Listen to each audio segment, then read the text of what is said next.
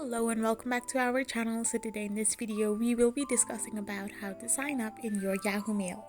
So without wasting much of our time, let's get straight into the video. The first and foremost, all you need to do is simply tap open your Yahoo Mail from your home screen.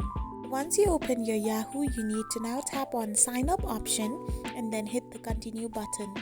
After this, all you need to do is type in your full name, your new Yahoo email address, and then you also need to create a password for your Yahoo account.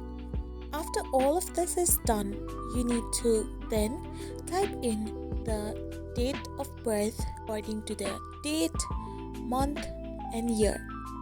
After this, you need to hit the continue button and you will end up in this page where you need to type in your recovery mobile number. After all of this is done, your account will get signed up in Yahoo. I hope you found this video helpful, so don't forget to hit that subscribe button and to give us a thumbs up. We will be back again with these informative videos.